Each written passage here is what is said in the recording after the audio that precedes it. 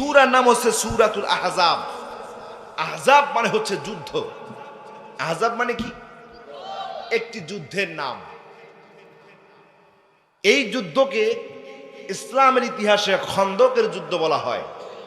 কিসের যুদ্ধ? ইসলামের ইতিহাস বলতেছে খন্দকের যুদ্ধ। ওই খন্দকের যুদ্ধকে আল্লাহ তাআলা বলতেছে আহজাবের যুদ্ধ। আহজাব মানে হচ্ছে যৌথ বাহিনী। কিছুদিন আগেও আমাদের মাঝে যৌথ বাহিনী শব্দটা আমরা বেশি শুনতাম। এই আহজাব মানে হচ্ছে যৌথ বাহিনী। এই যৌথ বাহিনী অথবা এই আহজাব মানে হচ্ছে ঐক্যজোট, সম্মিলিত বাহিনী, মহাজোট। আল্লাহ রাব্বুল আলামিন খন্দকের যুদ্ধকে বললেন আহজাবের যুদ্ধ, তার মানে যৌথ বাহিনীর যুদ্ধ। কথা কি বুঝতেছেন? আল্লাহ রাব্বুল আলামিন কেন আহজাব শব্দটা ব্যবহার করলেন? তার কারণ হচ্ছে বিশ্বনবীজি যখন মক্কা থেকে মদিনায় হিজরত করে যাওয়ার পরে পুরো 40-50 মাইল ব্যাপী একটি ইসলামী রাষ্ট্র গঠন করলেন এবং এই ইসলামী রাষ্ট্রের সীমানা যখন আস্তে আস্তে চতুর্দিকে বৃদ্ধি হচ্ছে, মুসলমানদের শক্তি সঞ্চয় হচ্ছে, সেই সময়ে আরব বিশ্বের সমস্ত বাতিলেরা, সমস্ত কুফফারেরা দল মত ধর্ম বর্ণ গোত্র বিভেদ সবগুলোকে ভুলে গিয়ে সবাই ঐক্যজোট হইল, যৌথ বাহিনী হয়ে সিদ্ধান্ত নিল মুসলমানদের মদিনা রাষ্ট্রকে আর বাড়তে দেওয়া যাবে না। যে কোনো কিছুর বিনিময় হোক, এই সময়ের ভিতরেই দুনিয়ার মানচিত্র থেকে ইসলামী রাষ্ট্র মদিনাকে দুনিয়ার মানচিত্র থেকে মুছে দিতে হবে। তারা সিদ্ধান্ত নিল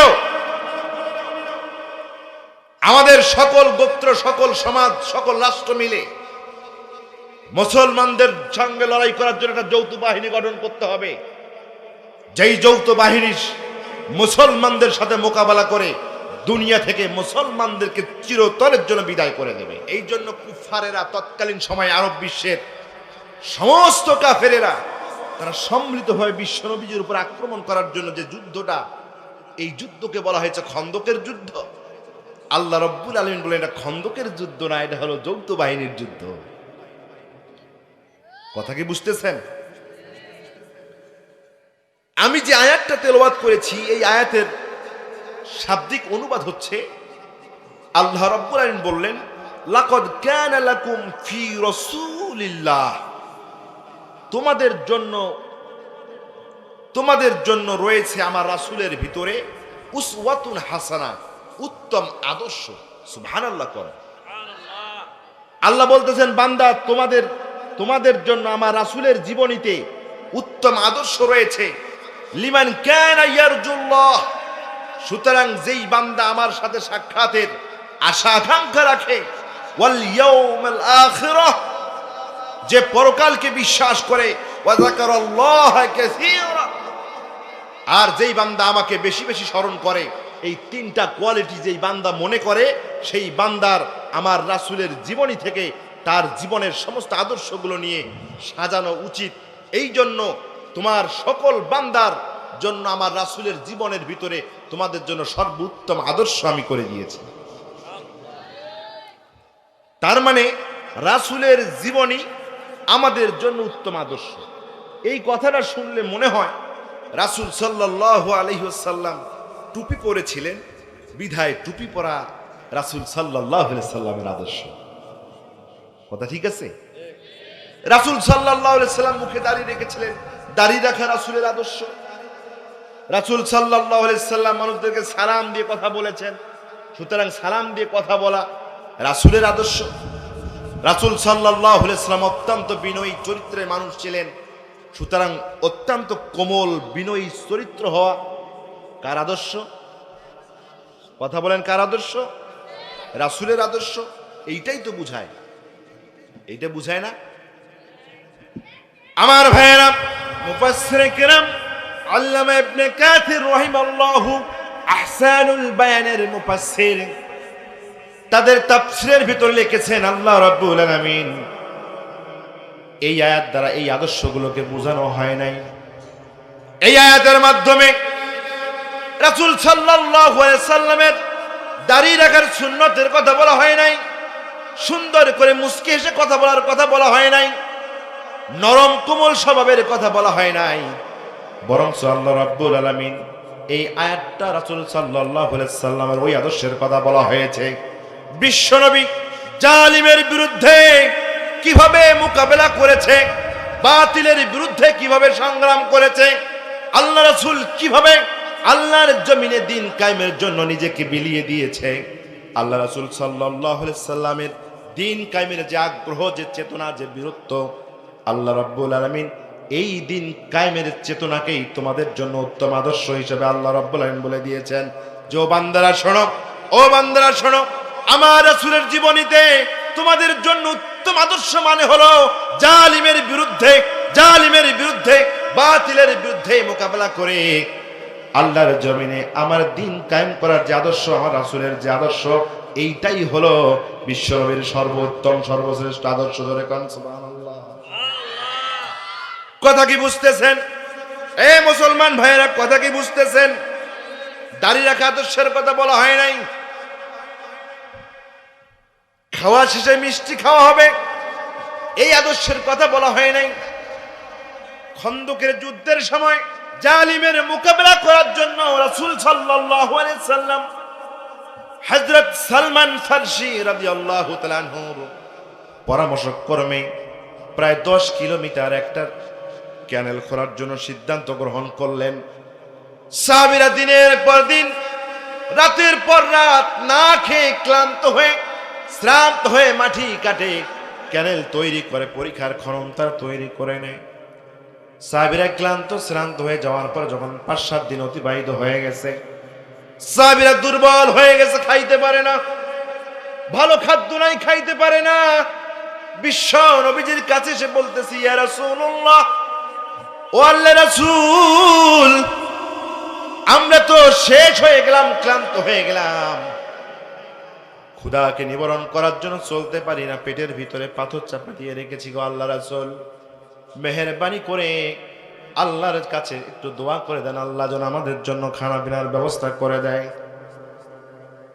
আমার ভাইয়েরা, বিশ্বনবী বললেন, আমার সাহাবীরা রে, একটু কাছে আসো, আর একটু কাছে আসো। সাহাবীরা কাছে আসলেন, বিশ্বনবীর কাছে আসলেন। বিশ্বনবী বললেন, আমার সাহাবীরা রে, কয়দিন থেকে তোমরা না খেয়ে আছো? সাহাবীরা বললেন, 3 দিন থেকে না খেয়ে আছি, 4 দিন থেকে না খেয়ে আছি। বিশ্বনবী বললেন, পেটের ভিতরে কয়টা পাথর রেখেছো? বলল যে একটা একটা করে পাথর আমরা পেটের ভিতরে বেঁধে দিয়েছি। আমার ভাইয়েরা, বিশ্বনবী তার পাঞ্জাবি পোশাক মুবারক উঠাই দিলেন, পেট বের করে দেখালেন, সাহাবীরা রে, তোমরা ক্ষুধার কারণে তোমাদের পেটের ভিতরে একটা করে পাথর বেঁধেছ, আর আমি আল্লাহর হাবিব, আল্লাহর নবী দিন কায়েমের জন্য 3 দিন নয়, 4 দিন নয়, 5 দিন নয়, 6-7 দিন থেকে না খেয়ে জালিমের মোকাবেলা করার জন্য, বাতিলের মোকাবেলা করার জন্য একটা পাথর নয়, 3-3টা পাথর আমি বিশ্ব নবী ক্ষুধা নিবারণ করার জন্য আমার পেটের মধ্যে নিয়েছি। আমার ভাইয়েরা, এই সময় আল্লাহ রাব্বুল আলামিন এই আয়াত নাজিল করার মধ্য দিয়ে সমস্ত উম্মাহকে জানিয়ে দিলেন, ও আমার বান্দারা শোনো, বিশ্ব নবীজি দিন কায়েম করার জন্য তোমরা একটা পাথর বেঁধেছো, 3 দিন থেকে না খেয়ে আছো, আর আমার হাবিব দিন কায়েম করার জন্য, জালিমের মোকাবেলা করার জন্য 7 দিন থেকে না খেয়ে আছে, 6 দিন থেকে না খেয়ে আছে। একটা পাথর নয়, 3-3টা পাথর পেটের মধ্যে বেঁধে রেখে আছে। ও আমার বান্দারা, ও আমার বান্দারা, তোমার অনুসরণীয় যত আদর্শ আছে আমার বিশ্ব নবীর চরিত্র থেকে তোমাদেরকে সে আদর্শ গ্রহণ করতে হবে। তার কারণ হলো আমার রাসূলের জীবনীতে তোমাদের জন্য উত্তম আদর্শ যিনি দিয়েছেন, তিনি কে? আওয়াজ দিয়ে বলেন, তিনি কে? তাহলে আল্লাহ রাব্বুল আলামিন বললেন, বিশ্বনবীর আদর্শ, জালিমের মোকাবেলা করার জন্য যে আদর্শ, এইটা হলো উত্তম আদর্শ। সুতরাং আমাদের আদর্শ আমরা গ্রহণ করব বিশ্বনবীর কাছ থেকে, নাকি নরেন্দ্র মোদীর কাছ থেকে? কথা বলেন না কেন? বিশ্বনবী যে আমাদের আদর্শ, নাকি ডোনাল্ড ট্রাম্প আমাদের আদর্শ? বিশ্বনবী আমাদের আদর্শ নাকি বঙ্গবন্ধু শেখ মুজিবুর রহমান আমাদের আদর্শ? বিশ্বনবী আমাদের আদর্শ নাকি শহীদ জিয়াউর রহমান আমাদের আদর্শ? বিশ্বনবী আমাদের আদর্শ নাকি মৌলানা মতিউর রহমান নিজামী রহিমাল্লাহু অধ্যাপক গোলাম আজম রহিমাল্লাহু আমাদের আদর্শ? বিশ্বনবী আমাদের আদর্শ, যার কারণে আল্লাহ রাব্বুল আলামিন বললেন, বান্দারে শোনো, মিষ্টি খাওয়া শুধু আদর্শ নয়, এবং জালিমের মোকাবেলা করার জন্য যে ত্যাগ তিতিক কাজে বীরত্ব, জিহাদের ময়দানে জটল থাকা, বিচল থাকা, যে আগ্রহ, এই আদর্শ হলো বিশ্বনবীজির জীবনের সর্বশ্রেষ্ঠ আদর্শ। তুমি যদি বিশ্বনবীর উম্মত হতে চাও, আমরা যদি গোলাম হতে চাও, তাহলে এই আদর্শ তোমাকে আগে সর্বপ্রথম গ্রহণ করতে হবে। জোরে কান সুবহানাল্লাহ। তাহলে এই যে আয়াতটা আদর্শের আয়াত, আমি আশ্চর্য হয়েছি, আমি খুবই আশ্চর্য হয়েছি। ওস্তাদদের মুখ থেকে শুনেছি, বড় বড় আলেমদের মুখ থেকে শুনেছি যে এই আয়াত, লাকাদ কানা লাকুম ফি রাসূলিল্লাহি উসওয়াতুন হাসানাহ, আমার বিশ্বনবীর জীবনের মধ্যে তোমাদের জন্য রয়েছে আদর্শ। আমি মনে করেছিলাম, মনে হয় এগুলাই আদর্শ, কিন্তু এই আয়াতটা যে যুদ্ধের সময় নাজিল হয়েছে, যুদ্ধের আদর্শকে বোঝানোর জন্য নাজিল হয়েছে, এটা আমি জানতাম না। বলেন আল্লাহু আকবার। ইসলামের মূলনীতি হচ্ছে, ইসলামের মূলনীতি হচ্ছে যখন কোন আয়াত সুনির্দিষ্ট একটা বিষয়ের জন্য নাজিল হয়, এটা সুনির্দিষ্ট বিষয়ের জন্য নাজিল হলেও মূলত বান্দার জন্য ইসলামের শরিয়ার উসুল অনুযায়ী ওটা সার্বিকভাবে সকল কিছুর জন্য প্রযোজ্য হয়ে যায়। হুজুর বসে আছেন, এই আয়াতটা যদি রাসূলের যুদ্ধের আদর্শের কথা বলা হয়েছে, কিন্তু এই আয়াত দ্বারা শুধু যুদ্ধের আদর্শকে বোঝানো হয় নাই, বোঝানো হবে না, বরং বিশ্বনবীর জন্ম থেকে বিশ্বনবীর মৃত্যু পর্যন্ত গোটা জীবনটাই সমস্ত বান্দার জন্য যিনি আদর্শময় করে দিয়েছেন, তিনি কে? আওয়াজ দিয়ে বলেন, তিনি কে? আমার এই আলোচনা অনেক লম্বা আলোচনা। রাসূল সাল্লাল্লাহু আলাইহি সাল্লামের এই গোটা আদর্শের মধ্য থেকে আমি মাত্র 4টি আদর্শ বাংলার মুসলমানদের সাথে কথা বলার জন্য নোট করেছি। 2টি আদর্শ হচ্ছে রাসূল সাল্লাল্লাহু আলাইহি সাল্লামের নবুয়তের আগের আদর্শ, সুবহানাল্লাহ কোন। 2টা আদর্শ হচ্ছে বিশ্বনবীজির নবী হওয়ার আগের আদর্শ, এবং 2টি আদর্শ হচ্ছে নবুয়তের পরের আদর্শ। 4টা শুনবেন নাকি 2টা শুনবেন? আল্লাহু আকবার, আল্লাহ যতদূর কবুল করুক। তাহলে রাসূলের জীবনী, গোটা জীবনটাই আমাদের জন্য আদর্শ, জন্ম থেকে মৃত্যু পর্যন্ত। অনেক আলেম ওলামা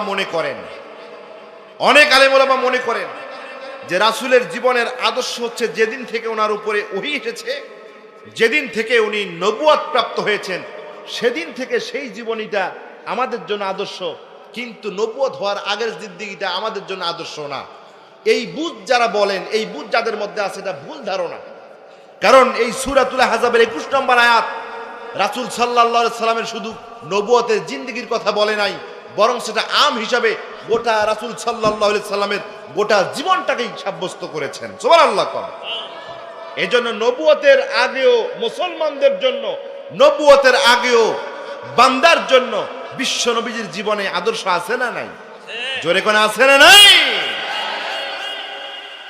নবুয়তের আগে সর্বপ্রথম যে আদর্শ বিশ্বনবী উম্মতদেরকে শিখাই দিয়েছেন, মাত্র 4 দিন বয়সের আদর্শ। কতদিন বয়সের? আমার ভাইয়েরা, বিশ্বনবীর যখন 4 দিন বয়স, হযরত হালিমাতুস সাঈদা বিশ্বনবীকে নেওয়ার জন্য মা আমিনার ঘরের ভিতরে প্রবেশ করলেন। বিশ্বনবীজিকে কোলের মধ্যে তুলে নিলেন। কোলের মধ্যে তুলে নেওয়ার পরে স্বামীর সাথে পরামর্শ করলেন। এক জায়গায় তাঁবু টাঙানো হয়েছিল প্রায় 6 কিলোমিটার দূরে। মা আমিনার ঘর থেকে 6 কিলোমিটার দূরে হালিমাতুস সাদিয়ার তাঁবু টাঙা হয়েছিল। বিশ্বনবীজিকে কোলে তুলে নিয়ে যাওয়ার পরে যখন তাঁবুতে গেলেন, তাঁবুতে যাওয়ার পরে বিশ্বনবীকে ঘুমানোর জন্য মা হালিমাতুস সাদিয়া তার বাম স্তনটা বিশ্ব নবীজির মুখে তুলে দিলেন, যেন বিশ্ব নবীজি দুধ পান করে। বিশ্ব নবী যেন দুধ পান করতে করতে ঘুমিয়ে যায়। জোরে কোন সুবহানাল্লাহ। মা হালিমাতুস সাদিয়া বিশ্ব নবীজিকে বাম স্তনটা পান করালেন। কিছুক্ষণ পরে বিশ্ব নবীজিকে ঘুরিয়ে ডান স্তনের দিকে নিলেন। হালিমাতুস সাদিয়া বিশ্ব নবীজির মুখটা ডান স্তনে লাগার জন্য চেষ্টা করেন, কিন্তু বিশ্ব নবী ডান স্তনের দিকে মুখ দেয় না, মুখটা ফিরিয়ে নেয়। হালিমাতুস সাদিয়া আবার চেষ্টা করে, বিশ্ব নবীজি আবার মুখটা ফিরিয়ে নেয়। হালিমাতুস সাদিয়া বলে, আমি লক্ষ্য করলাম শিশু মোহাম্মদ, 4 দিন বয়সের শিশু মোহাম্মদ কেমন যেন আমার সাথে ফেল ফেল করে তাকায়া দেখে। আমি বুঝতে পারি নাই শিশু মোহাম্মদ কেন এমন আচরণ আমার সাথে করতেছে। আমার ভাইয়েরা, মুফাসসির কিরাম লিখে দিলেন, মুহাদ্দিস কিরাম লিখে দিলেন, বাম স্তনটা খাওয়ার পর যখন ডান স্তনটা খাওয়ার জন্য হালিমাতুস সাদিয়া জোর করতেছে, মুখটা লাগাই দেওয়ার জন্য চেষ্টা করতেছে, বিশ্বনবী নেয় নাই। তার মানে হলো, মুফাসসির কিরাম লিখে দিলেন, তাফসীরে লিখলেন, ওই দিন বিশ্বনবী যে ডান স্তনটার মুখ দেয় নাই, তার কারণ হলো, ভাই যদি এই জান্নাতের বাগানে বসে থাকেন, এই রকম বাবা যদি এই জান্নাতের বাগানে বসে থাকেন, কোরআন শুনতে হবে, আপনি চলে যান, কারণ আপনার জন্য এমনিতেই আল্লাহর জাহান্নাম ওয়াজিব হয়ে গেছে। আপনার কোরআন শোনার কোনো দরকার নেই, মসজিদে যাওয়ার কোনো দরকার নেই। ফতোয়া দিয়ে গেলাম, আগে বোনের হক মিটাবেন, সন্তানের হক মিটাবেন। অন্যায় ভাবে যদি কারো হক মেরে থাকেন, তার কাছে গিয়ে হক আদায় করে আসবেন, তারপর আল্লাহর কাছে গিয়ে সিজদা দিবেন। বলে দিয়ে গেলাম, কোন যদি ভাই থাকেন, বোনকে ঠকায় থাকেন, কোন রুখসত নাই, আপনাকে নামাজ পড়তে হবে না, আগে ওটা মিটাবেন, তারপর আপনি নামাজে যাবেন। আমাদের সমাজে কিছু বাপ আছে না, মেয়েদেরকে জমি দেয় না, কোন মেয়েদেরকে জমি দেবে না, ছেলেদের নামে আগে জমি লিখে দিয়ে চলে যাবে। ঘোরা মানে একদম পুরো কপাল। কোরআন শুনে কাজ হবে না আপনার, বের হয়ে যান এখান থেকে। মসজিদে যাইতে হবে না আপনাকে, কোনো দরকার নাই আপনার। এই মামলায় যথেষ্ট হয়ে যাবে, কাল কিয়ামতের ময়দান আপনাকে জাহান্নামে নিয়ে যাবে। সম্মানিত ভাইয়েরা আমার, কিয়ামত শুরু হয়ে যাবে। আমার মতো বড় বড় হুজুর সেই দিন দাঁড়িয়ে যাবে, ডানে বামে নামাজ, রোজা, হজ, যাকাত, দান, সদকার বড় বড় পাহাড়ের সওয়াব আল্লাহ রাব্বুল আলামিন ফয়সালা দিয়ে দিবেন, বান্দারে জান্নাতে তুমি যেতে পারো, যাও যাও, অনেক আমল করেছো, তুমি জান্নাতের দিকে চলে যাও। এমন এক সময় গ্রামের সল্টু বল্টু, ও ভাই, ওই যে যেই বোনটা তোমার কাছে সম্পর্কের কারণে টাকা পয়সা চাইতে পারে নাই, জমির অংশ চাইতে পারে নাই, সেই বোনটা ওই দিন আল্লাহর সামনে এসে দাঁড়িয়ে যাবে। কারণ এটা এমন একটা ময়দান, সেই দিন বাপ তার সন্তানকে চেনবে না, সন্তান তার মাকে চেনবে না। বোন সে আল্লাহর দরবারে মামলা করে দেবে, আল্লাহ আমার ভাই ছিল, সম্পর্কের জন্য চাইতে পারি নাই, বরঞ্চ মুখে মুখে বলেছি, কোনো সমস্যা নাই, কোনো সমস্যা নাই, তোর দুলাভাই খুব ভালো, কোনো কথা কয় না, কোনো সমস্যা নাই। কিন্তু আল্লাহ মনের ভিতরে বড় কষ্ট ছিল, কষ্ট নিয়ে চলে এসেছে। আল্লাহ, আজকে আমার ভাই যদি আমার জমি না দেয়, আমার বাবার অংশ যদি না দেয়, আমি আল্লাহ রব্বুল আলামিন, তুমি আল্লাহ রব্বুল আলামিন, আমি তোমাকে বিচার দিয়ে দিলাম, তোমার কাছে আমি বিচার চাই।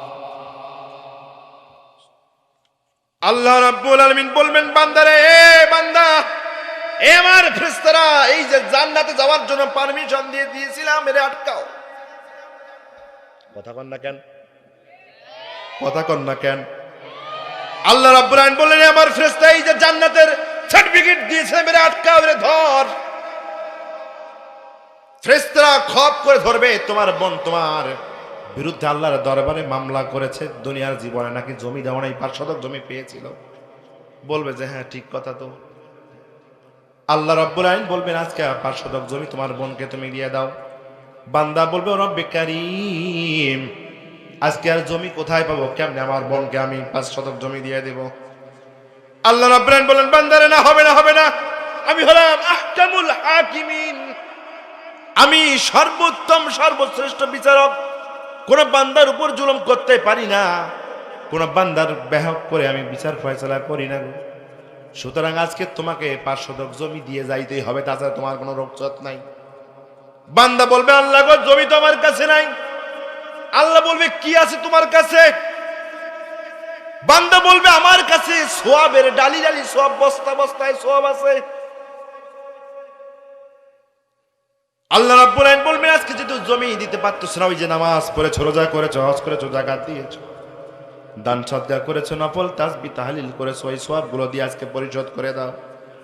হাদিসের কিতাবে পাওয়া যায় ওই দিন দেনা মিটাইতে মিটাইতে হকদারের পাওনা দিতে দিতে দেখা যাবে নেকের পাল্লা খালি হয়ে গেছে আর পাপের পাল্লা পূর্ণ হয়ে গেছে। বিশ্বনবীজি বলেন আমার উম্মতেরা শুনে রাখো, ওই দিন এমন অবস্থা হয়ে যাবে যখন কোন বান্দার সোয়াব আর থাকবে না, কিন্তু পাওনাদার রয়ে গেছে। বাজারের এক বাদাম ব্যবসায়ীর কাছে গিয়ে বাদাম খাও নাই, কিন্তু একটা বাদাম তুমি হাতের মধ্যে টুকাই নিয়ে মুখে দিছো আর জিজ্ঞাসা করছো ভাই বাদামের ছটাক কত? কথা কন না কেন? বুটের দোকানে দাঁড়িয়েছো, হাত দিয়ে 2টা বুট নিয়ে মুখের মধ্যে দিয়েছো, দোকানদার কিছু কইতে পারে নাই, কারণ তুমি হলে এখানকার নেতা। কেন এমন চরিত্র আপনাদের মধ্যে আছে মনে হয়? বুটেলা কিছু বলতে পারে নাই। ওই দিন বুটেলা আপনারে খুঁজবে, কই আছে ওই ভাইটা, আমার 2টা বাদাম পর লেনদেন তার সাথে আছে, আমার কাছে অনুমতি নাই, বিনা অনুমতি খেয়েছে, কিছু বলতে পারি নাই, কারণ ওর বাড়ি বাজারের পাশে বাড়ি, ওই বাজারে আমার দোকান। আল্লাহ রাব্বুল আলামিন বলেন বান্দারে তারে তুমি আজকে কি পাওয়ার দিয়ে দাও, দেখবে সব সওয়াব শেষ হয়ে গেছে। আল্লাহ বলবে বান্দা তোমার কাছে আর কি আছে? বলবে চুরি করেছিলাম, জেনা করেছিলাম, মদ খেয়েছিলাম, জুয়া খেয়েছিলাম, এই পাপ অন্যায়গুলো আমার কাছে আছে। তোমার কাছে এগুলা যদি থাকে এগুলা তোমার ক্যাশ ডিপোজিট থাক। যেহেতু আজকে কোনো আমল কোনো ভালো কাজ দিতে পারতেছো না, 2টা বাদামও বানায় তুমি দিতে পারতেছো না, সুতরাং একটা কাজ করো, ওই যে ভাইটা দোকান থেকে তুমি 2টা বাদাম নিয়ে খেয়েছো, ওই একদিন চুরি করতে গিয়েছিল, লাউ চুরি করেছিল, আজকে ওই লাউ চুরি করার পাপটা আজকে তোমার নিতে হবে।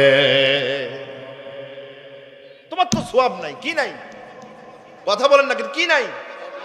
তোমার তো সোয়াব নাই, সুতরাং ও যে অকাম কুকাম করছে মাঝে মাঝে, এই যে গুনাহগুলো আছে, এই গুনাহগুলো আজকে তোমাকে নিতে হবে। তাহলে এই যে গুনাহগুলো সোয়াব তো দিতে দিতে শেষ, তারপরে গুনাহ নিতে নিতে একবারে জান্নাত না জাহান্নাম?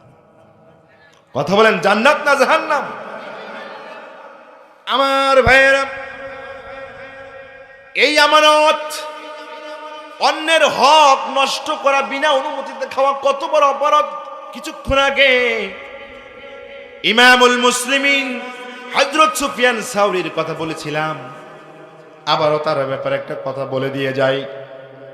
ইমাম সুফিয়ান সাউরী জালিম শাসক যখন প্রস্তাব দিল আমার রাজ্যের ভিতর, আমার খেলাফতের ভিতর আপনাকে প্রধান বিচারপতি হতে হবে, সুফিয়ান সাউরী বললেন আমার পক্ষে কখনো সম্ভব হবে না, আমি বিচারপতি হতে পারবো না। কারণ বিচার করতে হবে কি দিয়া? জোরে বলেন। বিচার করতে হবে কি দিয়ে? বিচার করতে হয় কোরআন দিয়ে। আপনি জালিম, আপনি কোরআন দিয়ে বিচার করতে দিবেন না, সুতরাং আমি বিচারপতি নেব না। সেনাপতি পাঠাই দেওয়া হলো, পুলিশ বিজিবি পাঠাই দিয়ে অ্যারেস্ট করে নিয়ে আসা হলো রাজদরবারের ভিতরে। বলল ও ইমাম সুফিয়ান সাউরী, তুমি অনেক বড় জবরদস্ত একজন ইমাম, আজকে তোমাকে আমার রাষ্ট্রের প্রধান বিচারপতির দায়িত্ব তোমারে দিতে চাই, তুমি নিবে কিনা? বলল যে না, দেব না। বলবো তুমি যদি আমার আদেশ না মানো, আমার দায়িত্ব যদি তুমি না নাও, এটার পরিণতি কি হতে পারে তুমি কি জানো? তোমাকে 3 দিন সময় দিলাম, 3 দিনের ভিতর আমাকে রেজাল্ট দিবা। যদি দায়িত্ব গ্রহণ না করো, তোমার কল্লা তোমার দেহ থেকে উড়াই দেব।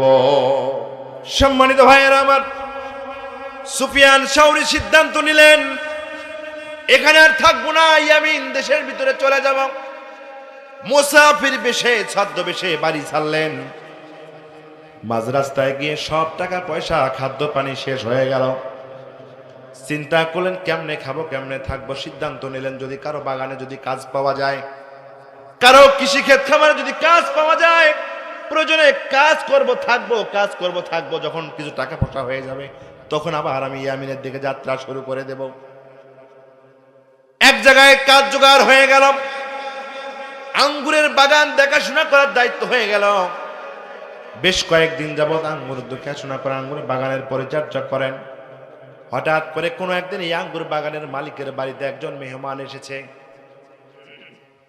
বাগানের মালিক বললেন, সুফিয়ান সাউরি, আমার বাড়িতে যে মেহমান এসেছে, যাও বাগানে যাও, বাগান থেকে আঙ্গুর নিয়ে এসে তার মেহমানদারি করাও।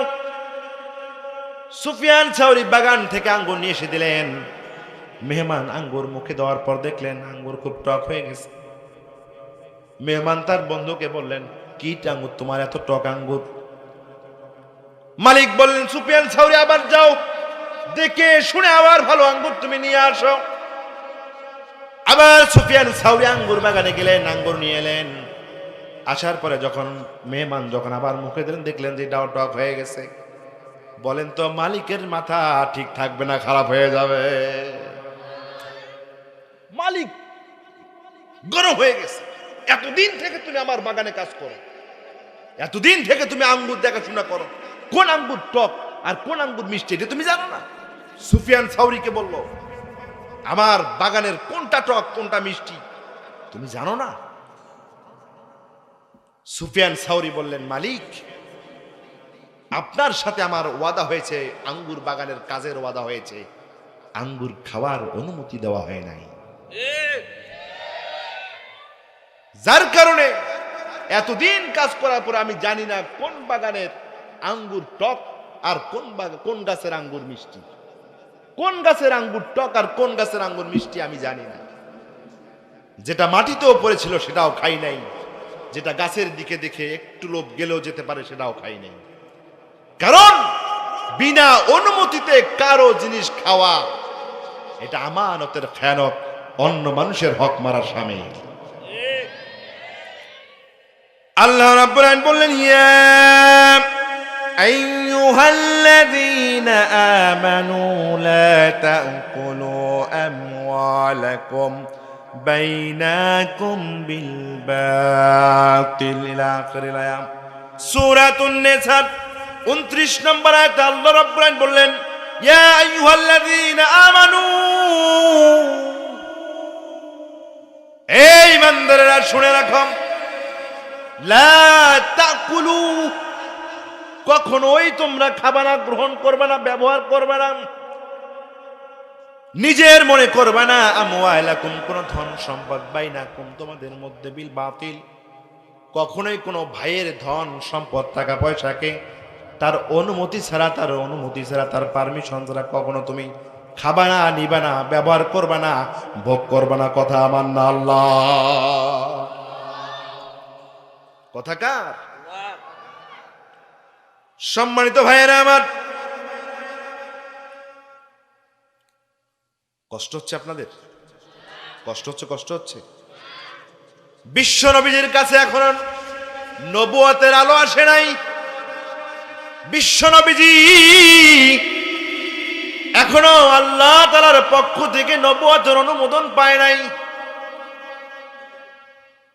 সবেমাত্র কথা বলা শুরু করে দিয়েছে, কথা বলতে পারে। 2-2.5 বছরের বয়স আমার ছোট্ট নবী। বিশ্ব নবীজির আদর্শ হলো যখন তিনি কথা বলতে পারলেন, কথা যখন বলা শিখলেন, সেই সময়কার একটা আদর্শ তামাম দুনিয়াবাসীর জন্য একটা আদর্শ দিয়ে দিলেন। ও আমার উম্মতেরা শোনো, যেই মুখটা, যেই জবানটা আল্লাহ রাব্বুল আলামিন তোমাদেরকে দিয়ে দিয়েছে, এই জবান আর এই মুখ দিয়া কখনো তোমরা মিথ্যা কথা বলবা না। বিশ্ব নবীজির নবুয়তের আগের 2 নম্বর আদর্শ হলো মিথ্যা কথা বলা যাবে। কথা বলেন যাবে? বিশ্ব নবীজির দ্বিতীয় মেসেজ হলো, ও আমার উম্মতেরা শুনে রাখো, কখনোই মিথ্যা কথা বলা যাবে না। কথা কোন না কে? মিথ্যা কথা বলা যাবে না। অথচ দেখবেন আজকে আমাদের সমাজে ছোট্ট থেকে কি যুবক, কি বৃদ্ধা, বাল বনিতা, মিথ্যা না বললে তার জীবনটাই চলে না। মিথ্যা বলা একটা ক্রেডিট হয়ে গেছে। কি হয়েছে? ক্রেডিট। মিথ্যা না বললে ওর মান ইজ্জতই বাড়ে না। ও ফোনে যত মিথ্যা কথা বলবে ওর তত ভাব বাড়ে। আছে না এরকম যুবক? আছে না নাই? মিথ্যা। অথচ আমার রাসূল, আমাদের নবী 63 বছর পৃথিবীতে জীবিত থাকলেন, একটা বারের জন্য জবান দিয়ে মিথ্যা কথা বলেন। সুবহানাল্লাহ কোন? আমার ভাইয়েরা, আল্লাহ রাসূলের সাহাবীরা বিশ্ব নবীকে জিজ্ঞাসা করলেন, ইয়া রাসূলুল্লাহ, বলেন তো মুসলমানেরা কি কখনো কাপুরুষতা করতে পারে? বিশ্ব নবীজি বললেন, হ্যাঁ, মুসলমানেরা কাপুরুষতা করতে পারে। সাহাবীরা জিজ্ঞাসা করলেন, ইয়া রাসূলুল্লাহ, ইয়া হাবিবাল্লাহ, বলেন তো মুসলমানেরা কি কৃপণতা করতে পারে নাকি? বিশ্ব নবীজি বললেন, হ্যাঁ, কৃপণতা করতে পারে। এরপরে সাহাবীরা জিজ্ঞাসা করলেন, ইয়া রাসূলুল্লাহ, ইয়া হাবিবাল্লাহ, বলেন তো মুসলমানেরা কি মিথ্যা কথা বলতে পারে নাকি? বিশ্ব নবীজি বললেন, ও আমার উম্মতেরা শুনে রাখো, ও আমার উম্মতেরা, আমার উম্মতেরা কার্পণ্যতা করতে পারে, কাপুরুষতা করতে পারে, কিন্তু মিথ্যা হলে ইমানের সাথে সম্পর্ক আছে। মিথ্যার সাথে ইমানের সাংঘর্ষিক সম্পর্ক আছে, যার কারণে কোন মুমিন, কোন মুসলমান কশিন কালেও কখনো মিথ্যা কথা বলতে পারে না। কোন মুসলমান কখনো মিথ্যা কথা বলতে পারে না। মুসলমানের নামাজ কাজা হয়ে যাবে। মুসলমান আল্লাহর যুদ্ধে যাওয়ার জন্য কোন অজুহাত থাকতে পারে, কিন্তু মুসলমান কখনো মিথ্যা কথা বলতে পারে? কথা বলেন, মিথ্যা কথা বলতে পারে? বিশ্বনবী যে বলছেন, ইন্নাল কাযিবা ইয়াহদি ইলাল ফুজুর, মিথ্যা হচ্ছে সকল পাপের মূল। ইন্নাল ফুজুরা ইয়াহদি ইলান নার, আর সকল পাপ মানুষকে জাহান্নামের দিকে নিয়ে যায়। নাউযুবিল্লাহ কোন? অথচ আমাদের বাংলাদেশের 18 কোটি মুসলমানের, এই দেশের বর্তমান রানিং রাষ্ট্রপতি, ইনি একজন মিথ্যাবাদী। আর মিথ্যা বলা মুনাফিকের একটা আলামত। ঠিক আছে? বিশ্বনবী যে বলেছেন, আয়াতুল মুনাফিকি সালাসা, মুনাফিককে চেনার 3টা আলামত হচ্ছে, 1 নাম্বার আলামত হচ্ছে ইদা হাদ্দাসা কাযাব। মুনাফিকেরা কথায় কথায় মিথ্যা বলবে। এই রাষ্ট্রপতি 5ই আগস্টের স্বাধীনতার সূচনাকালে এই রাষ্ট্রপতি জাতির উদ্দেশ্যে ভাষণ দিলেন। সেনা প্রধান, বিজিবি প্রধান, 3 বাহিনীর লিডার সেখানে, গণ্যমান্য দেশ বরেণ্য ব্যক্তিরা, শত শত মিডিয়া ছিল সেই দিন। ইনি বললেন, বাংলাদেশের প্রধানমন্ত্রী শেখ হাসিনা আমার কাছে পদত্যাগপত্র জমা দিয়ে উনি ভারতের উদ্দেশ্যে পাড়ি জমি দিয়েছে। এই কিছুদিন আগে এই রাষ্ট্রপতি সুপ্রিম কোর্টকে লিখিত জবাব দিল, লেডি ফেরাউন শেখ হাসিনা আমার কাছে লিখিত কোনো পদত্যাগপত্র জমা দেয় নাই। তার মানে মিথ্যাবাদী। এই দেশের 18 কোটি মুসলমানের চেয়ে মিথ্যা কথা বলেছে, প্রতারণা করেছে, এ মুনাফিক, এতে কোনো সন্দেহ আছে? সুতরাং বাংলাদেশের জমিনে, 18 কোটি মুসলমানের জমিনে আবু সাইদের রক্তের উপরে, মীর মুগ্ধের রক্তের উপরে যেই বাংলাদেশ স্বাধীনতা অর্জন করলো, এই স্বাধীনতা অর্জনের পরে স্বাধীন দেশে স্বৈরাচারের দোসর, জালিমের দোসর, মিথ্যাবাদী মুনাফিক কি করে বাংলার ক্ষমতায় রাষ্ট্রপতি থাকতে পারে? ডক্টর ইউনূসকে জবাব দিতে হবে। ডক্টর ইউনূসকে জবাব দিতে হবে। জবাব আমরা চাই। কি করে জালিমের দোসর এখন পর্যন্ত বাংলাদেশের একটি সর্ববৃহত্তম প্রদেশে এখনো বসে আছে? 1971 সালে যারা পাকিস্তানের দালালি করেছিল, এদেশের মানুষ পাকিস্তানের দালালদেরকে পিটিয়ে এই দেশকে স্বাধীন করেছে। 2024-এ যারা ভারতের দালালি করেছিল, এই বাংলার জনগণ ভারতের দালালদের কেমন ভাবে পিটিয়েছে। পাসপোর্ট দিয়ে বাংলাদেশ পার হওয়ার সুযোগ হয় নাই, লেজ গুটিয়ে পুপলের মতো লেজ গুটিয়ে আকাশ পথে পাড়িয়ে গিয়েছে। সুতরাং ডক্টর ইউনূস সহ যদি করে এমন কোন নেতৃবৃন্দ, এমন কোন নেতা থাকেন বাংলাদেশে যারা আমেরিকার দালালি করে আমেরিকার এজেন্ডা বাস্তবায়ন করার ষড়যন্ত্র করছেন, এই ষড়যন্ত্র আবু সাইদের চেতনায় উজ্জীবিত বাংলার জনগণ আমেরিকার কোন এজেন্ডা, আমেরিকার কোন স্বপ্ন বাংলার তৌহিদি জমিনে, পবিত্র জমিনে বাস্তবায়ন করতে দেওয়া হবে না। কারা কারা যে আছো দুহাত উঁচু করে দেখাও। আল্লাহুম্মা আমিন। আল্লাহ তাআলা আমাদের সকলকে কবুল করুক। আজকের এই কোরআনুল কারীমের মনোমুগ্ধকর আয়োজনকে আমাদের নাজাতের ওসিলা বানাই দেব। আমিন।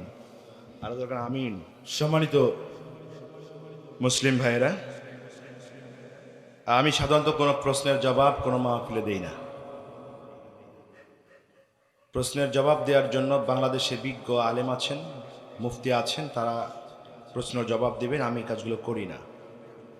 তবে আজকের প্রশ্নটি আমার আলোচনা প্রাসঙ্গিক। ইনি লিখেছেন, ছেলে নাই শুধু মেয়ে আছে, বাবা কি মেয়েকে জমি লিখে দিতে পারবে? সহজ সমাধান হচ্ছে, বাবা জীবিত থাকা অবস্থায় কোনোভাবেই কাউকে জমি লিখে দিতে পারবে না। ছেলে হোক আর মেয়ে হোক, শুধু ছেলে হোক আর শুধু মেয়ে হোক, জমি লিখে দিতে পারবে না। ন্যাচারাল ওয়ে হচ্ছে, উনি যখন মারা যাবেন, মারা যাওয়ার পরেই কোরআনের বর্ণিত বিধান অনুযায়ী তার সম্পদের উত্তরাধিকারী যারা আছেন এরা জমি পাবেন। কথা বুঝতেছেন? এই প্রশ্নের ভিতরে ছোট্ট একটা বিষয় মিসিং হয়ে গেছে। যার ছেলে নেই মেয়ে আছে, ভালো করে বুঝবেন, যার ছেলে নেই মেয়ে আছে তার কিন্তু ভাতিজা আছে। কি আছে? কথা বলেন। খুব চালাক মানুষ প্রশ্ন করেছে। কোরআনুল কারীমের বিধান হচ্ছে, আল্লাহু আকবার, আল্লাহ তাআলা ক্ষমা করুক, যার ছেলে নেই মেয়ে আছে তার কি আছে? ভাতিজা আছে। কোরআন বলেছে তোমার জমি থেকে ভাতিজা জমি পাবে। সুতরাং তুমি চাইলে লিখে দিতে পারো না। আল্লাহ তাআলা কবুল করুক। বলবেন আমিন।